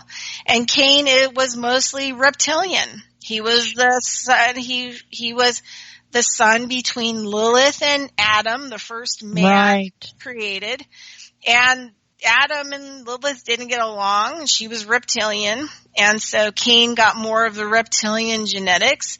And then they created Eve, which is a humanoid, to go along with Adam, because it was really hard for the Anunnaki and humans to actually create offspring. And so that was the starting of our physical human race, 5,000-6,000 years ago. It's in the Sumerian tablets. It was done by the Anunnaki. And there's two races of the Anunnaki. One is the hoof and beast, half human, half hoof and beast with wings. It's on the $500 bill of the Iraqi dinar people. Really? So they worship the Anunnaki because it is on their money. Wow. And the other part of the Anunnaki race were reptilian, humanoid-looking reptilians. So Cain got more of the reptilian, which is like, not a community-oriented, not compassionate, not loving. Reptiles leave their nest. They lay their eggs, and whatever happens, happens. They'll even eat their children. You know what I mean? Like, that's how it is. And then you had Abel that was created. I mean, Adam and Eve both had reptilian genes. They had Anunnaki genes, but they had more of the human gene, right? That was put together in the petri dish when they were created. And so they created Abel, which was a more human and loving and compassionate and caring, and so when Cain killed Abel, those were the two branches, a lot of the genetics on the planet. So now you have, all these souls or energy bodies that they have, that they keep recycling in through the heaven experience to create, reincarnation. And so those souls are going back into bodies. Well, what if the genetics of that predisposition of that body is more Cain and evil? Well, then you've got like the double down on the humanoid that is going to be really dark and evil. So, and how do you, this is the thing that I think about, because, I've thought about a lot of this stuff. I've been around a lot of people. We've had conversations about it. What do you do? I mean, what is the conscious thing to do? What, you let everybody out of prison and let them roam free? And then what? Do we go back to times where the people were the law? So somebody attacks your family and tries to kill you, and so by law you just kill them so that they don't go into a prison. The community. Yeah, but there's an illusion that somebody's always under attack. We are such a victimhood societies. Oh, yeah. I mean, I'd protect myself. Mm-hmm. Yeah, me too. My computer's not letting me send this message. Strange. So I mean, anyway. So I realize, in my private practice these days, when I do my first consult with people, I know if they're going to be crazy or not. And then I know how. Well, the best thing about the astrology also is that it does rule body parts. It does. And that it can actually give you another. That's why I always wanted to do the eyes. I forget the name of it. Cardiology. To me, that's impressive when you can diagnose with the knowledge of the eyes. Yeah, no, and I went to a Russian guy that used to come to Reno a long time ago, and he could even see, back then I was into coloring my hair, and he could see the specks in my eyes of the hair dye that was affecting my brain and the chemicals. So, everything that you put into your body, can be red.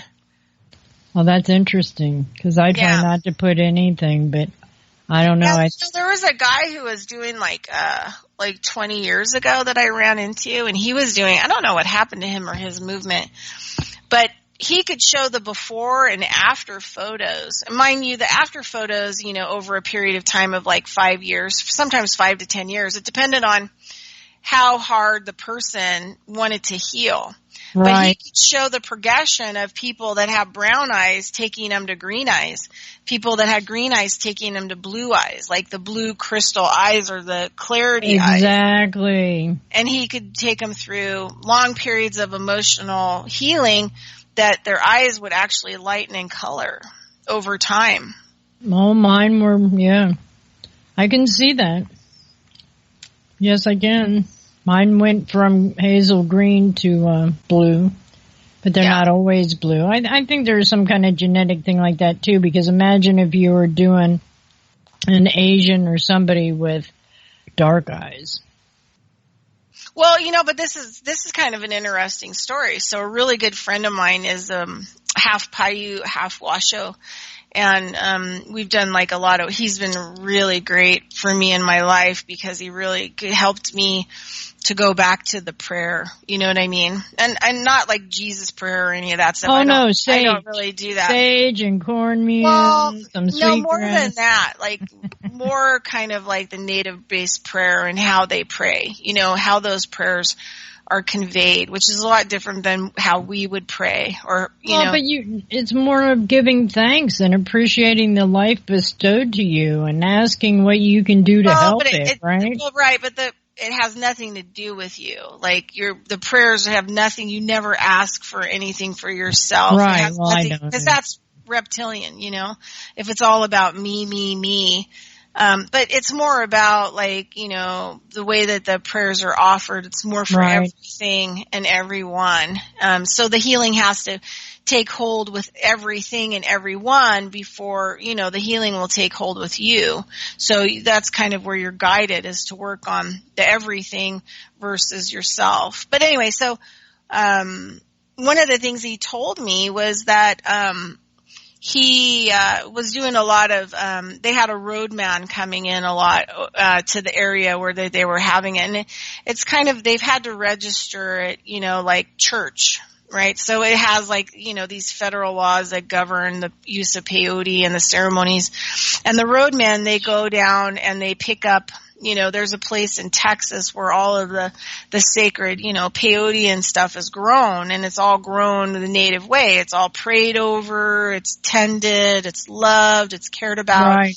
The prayers and the ceremonies around it all. And then when the roadman come, they go through all of the ceremony and prayers, and then they take it and then they go to different tribes or reservations, and then they do the ceremonial work to give the peyote so people can go on their journeys so they can find their own healing, and they do it as a group. But he was telling me, when he was going through a lot of a period of going through the, peyotes, ceremonies, they were having them every Sunday for a while. And he said that, these people, brought this, native baby in. He was having a lot of big problems, and they, it was kind of like the last resort was to bring him to the peyote meeting and let him go on, the journey with, the roadman helping and the community helping, to sing his way, through it.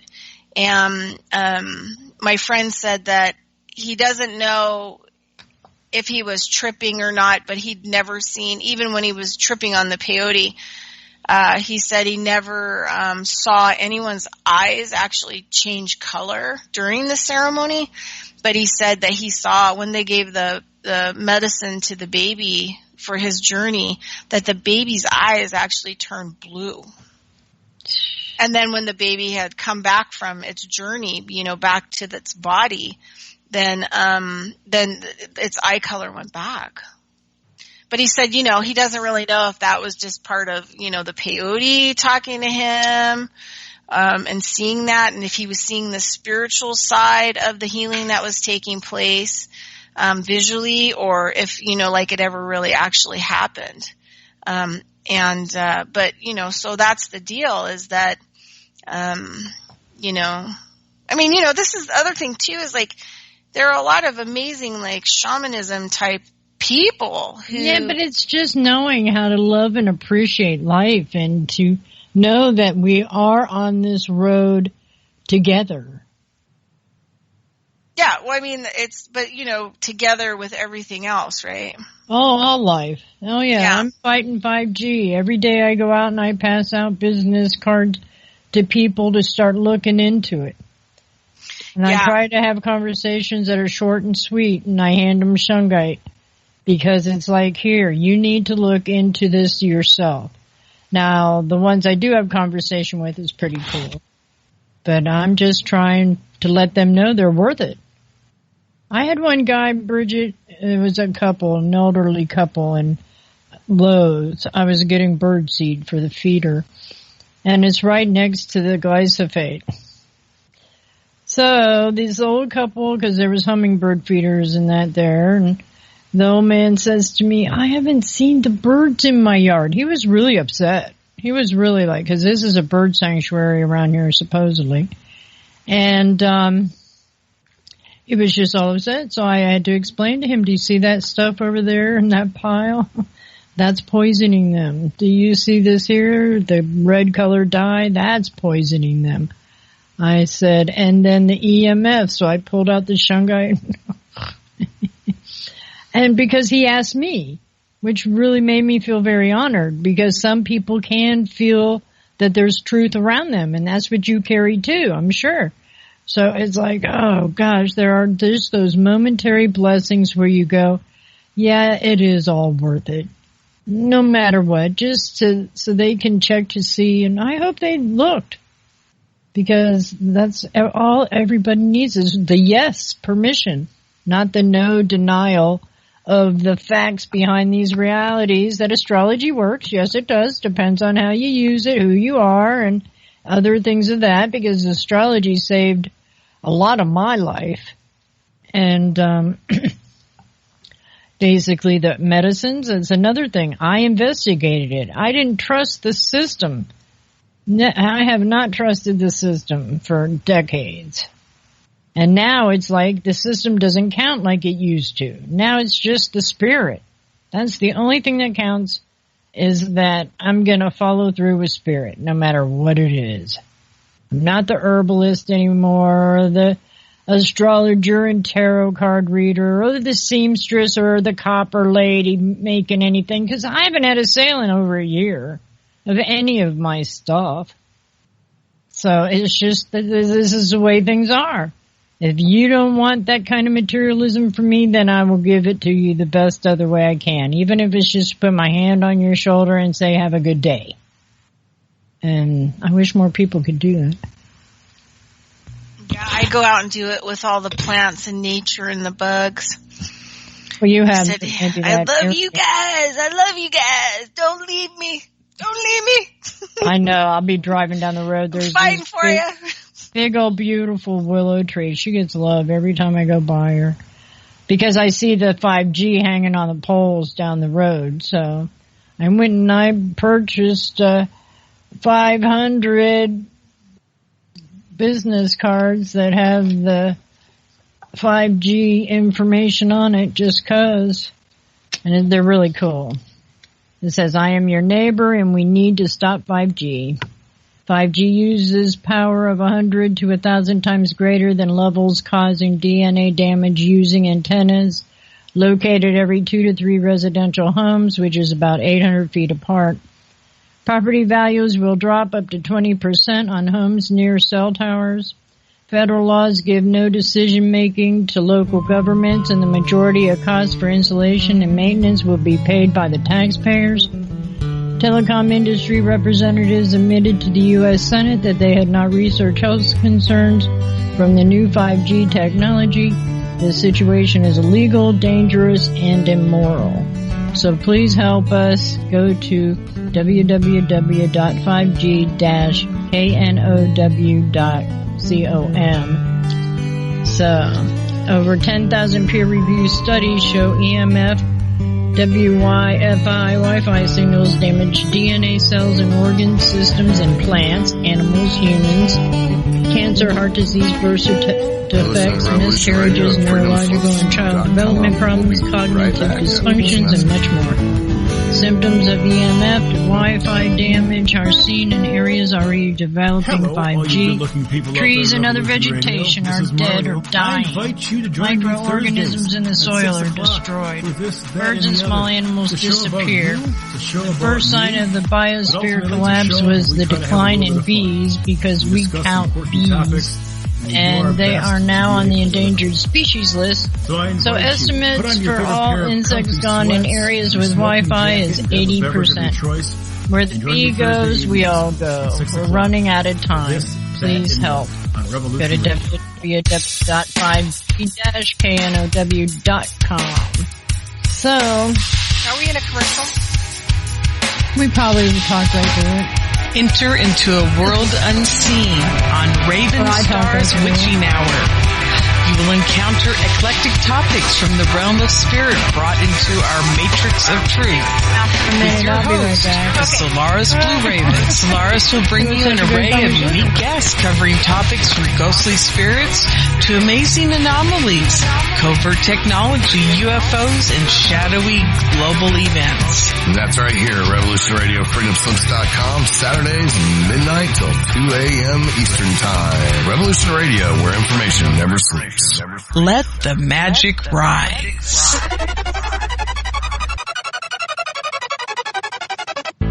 Extendivite really works. Just listen to what some people have to say.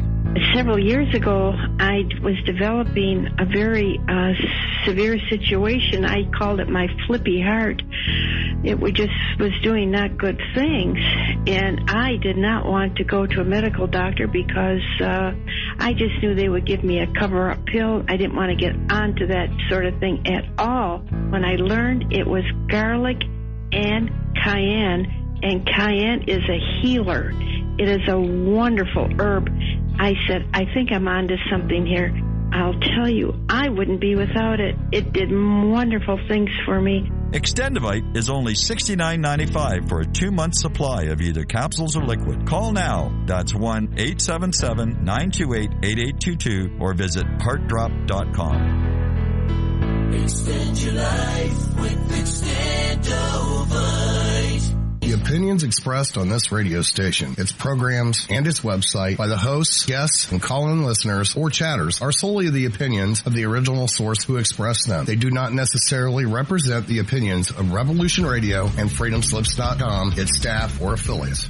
You're listening to Revolution Radio, freedomslips.com, 100% listener-supported radio, and now we return you to your host.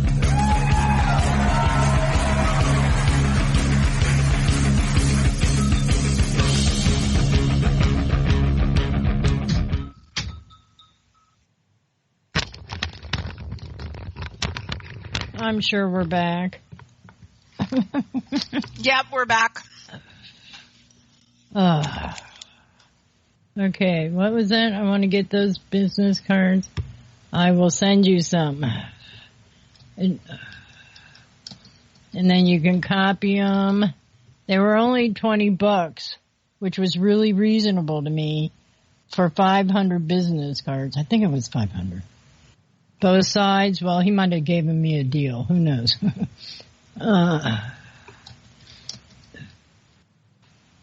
Okay. Bridgette, did I lose you? Nope. Oh. I am still here. I just rolled my bowl over. I'm glad I didn't lose anything. Yes, I was outside too. I get to sit out in a garden. But my squash isn't growing anything, and I do have finally, since February, have 2 little tiny tomatoes. But I only wanted the ones I could pluck right off the plant and eat, you know. So,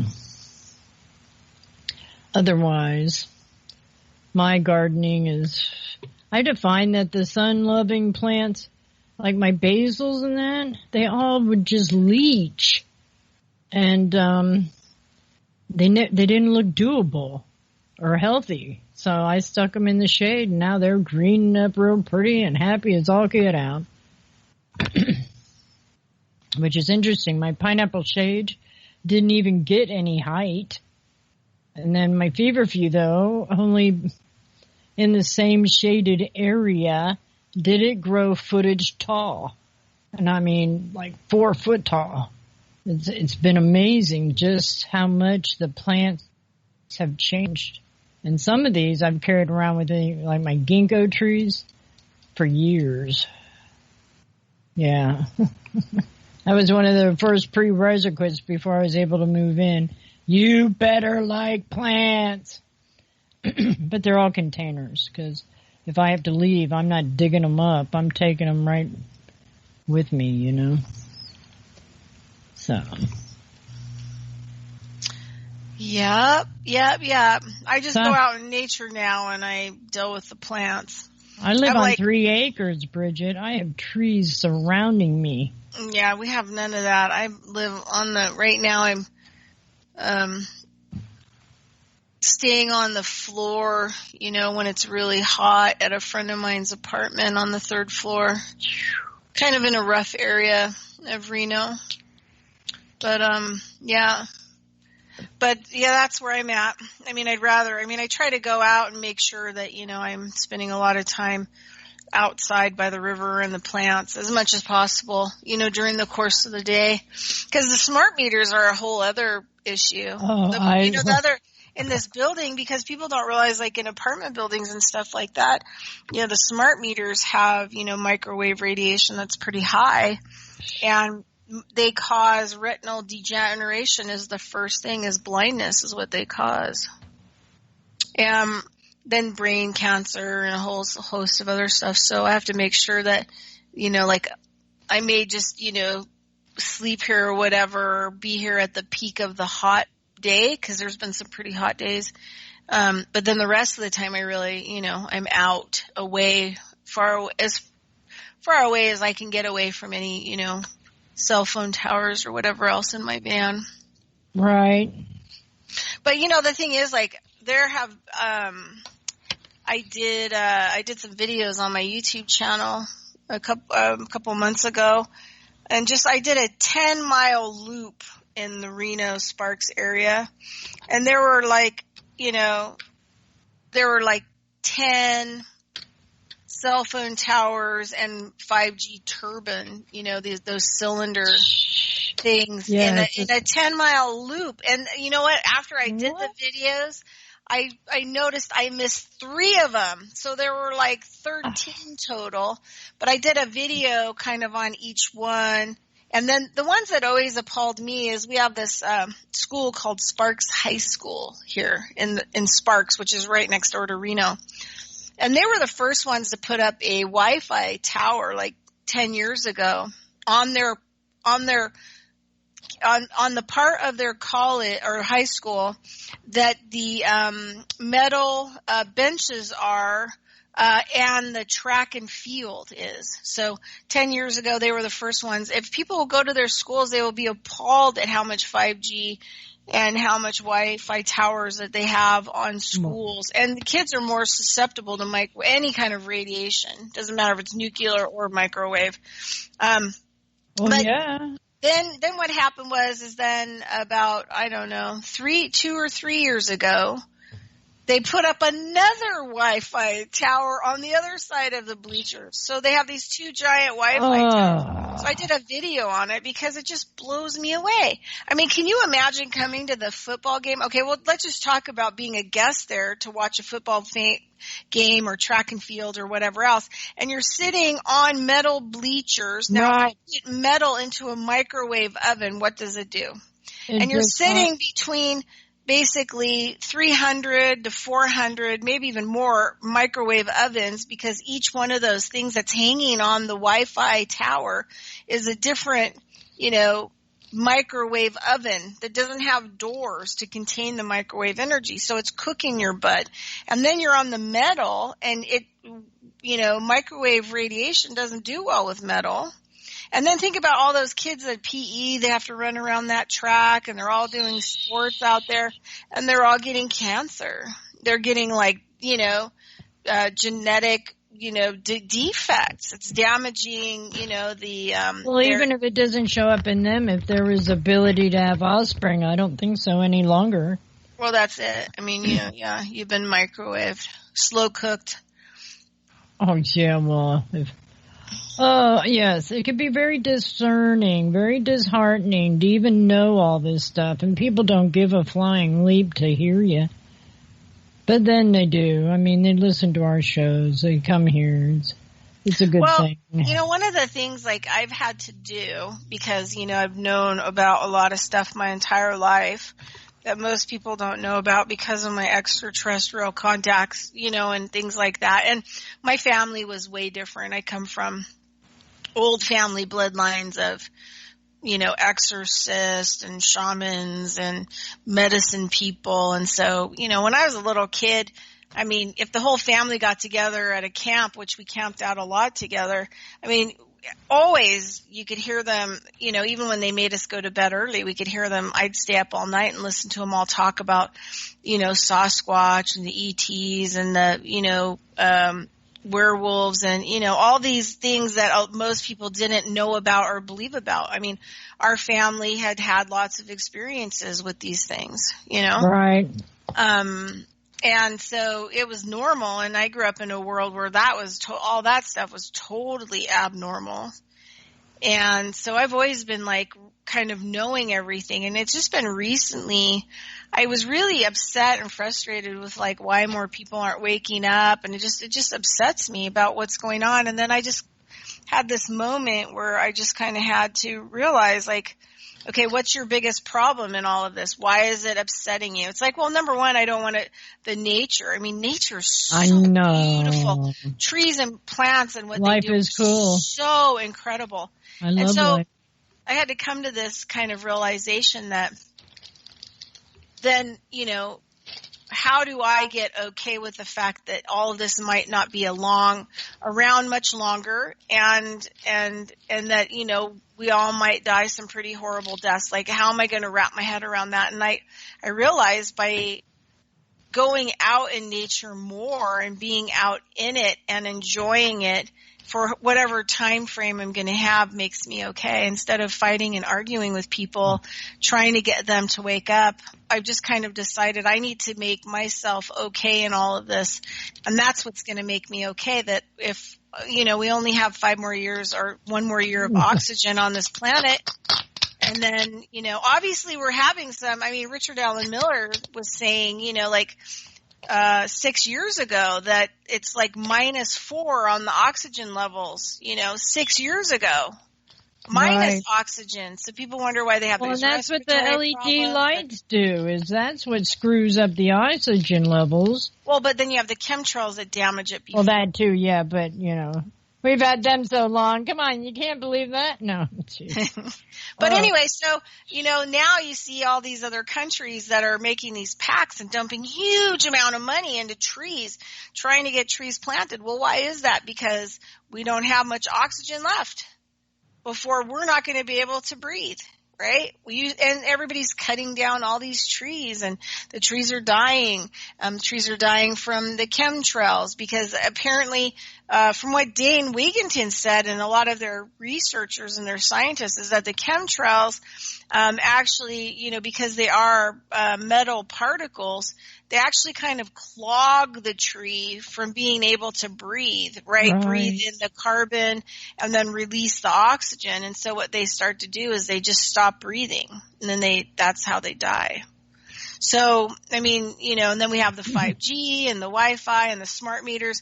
A building of 300 smart meters is just as bad as a 5G tower. There shouldn't even just imagine the footage. Oh my gosh, and all they have to do, just like the Paradise Fires, throw a switch. Here, let's put a little bigger pulse into all those meters and see if they can handle it. Like the CERN shit. Yeah, well, it's, yeah. Well, I just thought Yeah, so I just try to live my life the best way that I can, and I will not be in servitude of the system any way, shape, or form. If, especially if things are not going to last very much longer, I'm going to be in servitude of the planet. Right. And so, it's, I think that's the best place to be, actually. Yeah. So I'm just, yeah. But anyway, so yeah, we're like we're kind of at the, we're past the 11 hour as far as extinction. We are in the extinction event. Yep. Can't deny that in the least. No. In the least. And everything we need to survive has to come from the environment. And so by the extinction of the environment means you will too become extinct. Oh, There's no way around that. You are not going to survive it. And, so I have friends of mine that are like, well, if you got enough money, you could get one of these underground, they've taken a lot of these old missile silos and a lot of these contractors that people don't hear about this. And they've built 14, condo complexes below the ground. And the bottom level has its own swimming pool and, no people wonder can our water's messed up. Oh my gosh. People can live underneath, in these condos, and they're self-sustaining, there's food grows and everything else. Because the elite people are getting away from this, right? They're thinking that they can outrun it. You're talking dumbs. You're only invited to the dumbs. Go ahead. Yeah. So anyway, but for me, if it's all going to end, I'd rather end standing on my own 2 feet in the sunlight. I'm not about to get on spaceships and go to some other planet to live. Yeah, me neither. That's not my deal. I like Earth. I like dirt. I like plants. I like what's happening here. And all her inhabitants. I'm not going to live under the water. I don't want to have anything to do with going underneath that water. I like 2 legs on dirt, standing on my own 2 feet. And so whether there's a nuclear shock or whatever else, it's then hopefully I'll just get blasted. And I don't think that they want if you think about it, it would release, so they capture every time you die through their tractor beam called the light into the heaven experience. And then they put you in a prison cell, electronic prison cell that holds your ISB, soul, spirit, whatever the hell you want to call it. Now, if they had the whole planet nuclear exploded, then they're going to lose all of those, separate battery energy fields that they use to actually put in as slavery, physical slavery into the biosuits, which, we call incarnation. So they don't want to have the whole planet explode off because then it would release, all the spirits, souls, batteries, whatever we want to call ourselves that's, running this body. Then those would all be set free and they couldn't get control over them again. They couldn't harvest them again. So I doubt highly that it's going to end in giant nuclear explosion because the extraterrestrials don't want all the spirits set free and they don't want all the biological material completely destroyed either. So they have a say in, what's going on here. Well, then they better speak up too. Well, they are from behind the scenes, but they're doing more business deals. It's not like they care about us as humans, most of them. They care about us as biological material or, batteries to operate with biological material. So I think that's the only thing that's really been keeping it at bay, which is, not ultimately good either, but, keeping the whole thing from being totally exploded. And, there was this killer video on one of the YouTube channels that I follow with Molten Howell. She's been an ET kind of journalist since the 70s. She was the first one that was looking at and talking about cattle mutilation and stuff like that. Oh. So she's been in the game for a super long time. And she just did a 13-minute video on everything about the extraterrestrials that she's kind of learned so far. And it's not good. Let me just tell you, it's not the most positive. Let me see if I can find it. You can put that in your chat room. But, I think what she's saying is a lot more closer to truth and reality than, people want to make a lot of this stuff up. Let me see. I got her video right here. I'll put it in hold on a second. Let me get this out of there. And she's talking about, basically how the ETs are, they wipe out when they do scientific experiments like us. And then she talks about the dinosaurs and that they really hated their dinosaur experiments. So they were the one that actually cast, the comet or the asteroid into the Earth, so to destroy it, right? Destroy all the dinosaurs and everything. So that they're actively involved with the destruction, of different species that they create here and make here and manufacture and, Yeah, well, and then, now they're doing it to New Zealand and dropping all these pellets of isn't that poison. just incredible? Oh, it sucks. Kill every animal and fish, and it's contaminating all of their water. Out through the ocean, right. Exactly. Yeah, their whole water supply, because a lot of those people get water from their creeks and streams, and all the animals are dead in them that are contaminated with the poison, and the fish are contaminated with the poison, and then it melts down into the water, and then it becomes poisonous for the people. Yeah, no, it's crazy what's happening in New Zealand, like on all levels. They supposedly even put some in Wisconsin. Well, I wouldn't be surprised, for a while there, they were doing like Northern California forests. They were seeding it with stuff to kill off, like, I don't know, I forget what they felt was overgrown, overpopulated. But the thing is that there's something that eats that thing. It's like, for example, I had neighbors who had a cat. And the cat stayed in its yard. It was older. It didn't go over the fence into other people's yards. And so they'd let it out like for a couple hours every day, and it would just sit in the backyard that was fenced, under a tree, and then it would come back in because it was elder. It was like 16 years old, 17 years old. Right. And it got poisoned from a mouse from the neighbor because the neighbor had mouse problems, and so they put out all this mouse poison.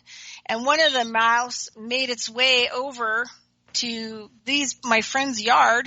Right. And so the cat, it was the easy mouse to kill because it was in the dying process from poisoning. So the cat killed it and ate it, and then died, 2 days later because all of its organs were liquidated of, arsenic poisoning.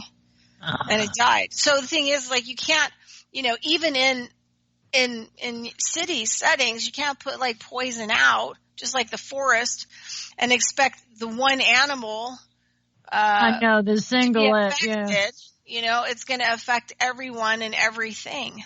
Well, see, I grew up in St. Pete, Florida, and they would spray every night. You could hear the truck go by, and you'd hope your windows weren't open, and I mean, it was devastating. And to even think what I was exposed to 50 years or so ago, or longer, because they had to supposedly kill off all the mosquitoes. They didn't have to. Yeah, no, we've been experimented from day one. It's just people are used to it now, and so they don't think anything about it. For example, I had a friend of mine, she was in her 90s, and this was a while back. She was a client of mine, actually, and then we became friends. But she, came from, the East Coast area, and she said that when they were kids, that all the kids would be playing outside, and the DDT trucks would come, and it was like giant fumigation. Like You couldn't even see the truck because it was smoking from every orifice of DDT. And she said the kids would chase the truck, and sometimes the people driving the trucks would give kids candy, and all this other stuff, like, to like get them closer to the trucks. And they would spray like all the neighborhoods, like every week, to kill the mosquitoes and everything else. And they'd go through all these neighborhoods. And she said, the kids ran, they thought that the DDT was fun and the smoke was fun. She said, but then, everybody else died. She said, you start to watch people in those communities all die rapidly. After a few years of that kind of stuff. So, I mean, it is rather interesting. Yeah. I haven't remembered that in a long time. Well, but Central California, they still use a lot of these chemicals that are DDT, but they've changed the name. Oh, yeah, just like they're trying to do with glyphosate. I know. Yeah. I mean, they just changed the name and change this and change that, and then it falls out of public view, and then people just go to sleep on it again. It used to be where it was outlawed in the United States, but free to sell to other countries. Can you imagine how those other countries feel? Look what happened to India with glyphosate. Yeah. And the other stuff like that. I mean, it's just rather interesting. Yeah. Well, there was there was a period of my life when I was living in Taos, New Mexico, and I started learning about all the nuclear stuff because the native people there had been lied by the government. Los Alamos nuclear plant, actually literally the whole thing burned down. It was the plant that actually made the bombs that they blew up in Japan, right? Well, and probably more than that. Right. So it's a highly radioactive place and then the whole thing burned down, and then all this radiation was in the atmosphere, and it really affected, really affected northern New Mexico. And so what happened was after all this happened, and a lot of the Pueblo people, they started pulling their money because they couldn't get any answers from the government. The government would be like, oh yeah, and so the native people say, well, the radiations are really high, even up to 11,000 feet. And the government's like, oh, well, yeah, it's not a big deal. And they wouldn't give them any answers. And so the native people actually created these committees, and they actually use their own money to buy legitimate scientists that work for them, and then they put up all these these little recorders of radiation all over the place, and so that they could start their own scientific study and have their own numbers, so they could go to the government and go, you guys are like complete and total liars. This is the estimates. This is what we're dealing with, you know, and that. So I started learning a lot about the whole, you know, like nuclear thing, which I didn't really understand or know anything about. And then that spiraled into, you know, like what we have 200 nuclear plants. Most of them are in the Midwest to the east and south. And some of them are on like the worst, earthquake fault line. Plus water. Yeah. Yeah, and so all these people are contaminated. These people live in areas where everyone's dying of cancer, and the children get cancer as soon as they're born. And I mean, like, the whole nuclear radiation thing. It's so crazy, like, how much stuff goes on. And this is the other thing, too. I'm going to bring this up because we're at the end of the show. Yeah. Okay, Bridgette's show is Saturday, Studio A, at 1 p.m. Eastern Standard Time.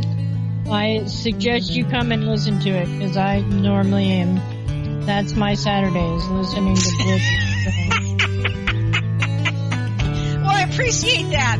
I really love the guests that I'm getting on the show. I've got some really good ones coming up. All right, music's on, darling. Thank you. FreedomFlips.com, and we'll be right back after this message.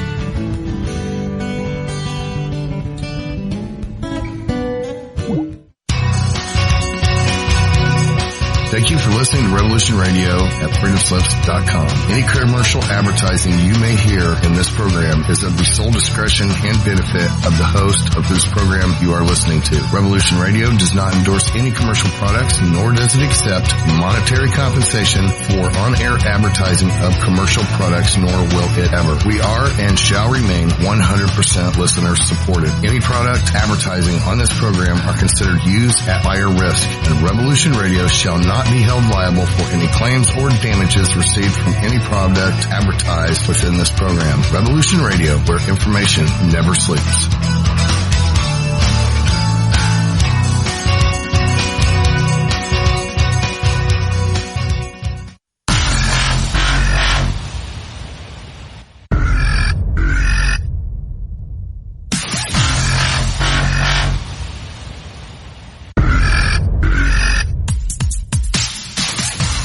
Thanks for tuning in to Revolution Radio. Here at Revolution Radio, we are listener-sponsored and commercial-free. But there still are bills to pay. In order to raise some needed funds to cover the cost, our station is offering a silver special. In the continental United States for a $60 donation, or in Alaska, Hawaii, or Canada for a $70 donation, we will send you an uncirculated 2018 1-ounce pure silver Eagle. The $70 donation, the extra 10 is to cover shipping, by the way, outside of the continental United States.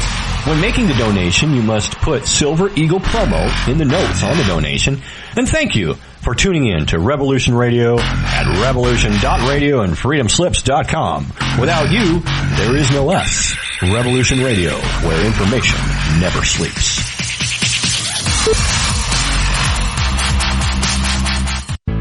Extendivite really works. Just listen to what some people have to say. Several years ago, I was developing a very severe situation. I called it my flippy heart. It just was doing not good things. And I did not want to go to a medical doctor because I just knew they would give me a cover-up pill. I didn't want to get onto that sort of thing at all. When I learned it was garlic and cayenne is a healer. It is a wonderful herb. I said, I think I'm onto something here. I'll tell you, I wouldn't be without it. It did wonderful things for me. Extendivite is only $69.95 for a 2-month supply of either capsules or liquid. Call now. That's 1-877-928-8822 or visit heartdrop.com. Extend your life with Extendivite. The opinions expressed on this radio station, its programs, and its website by the hosts